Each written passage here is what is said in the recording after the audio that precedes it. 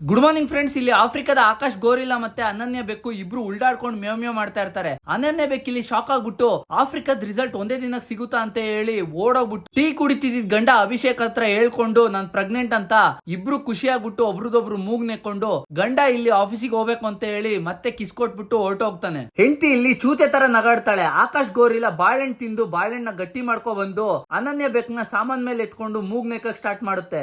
ಗಂಡ ಉಲ್ಟಾ ನಡ್ಕೊಂಡು ಆಫೀಸ್ ಒಳಗಡೆ ಹೊರಟೋಗ್ತಾನೆ.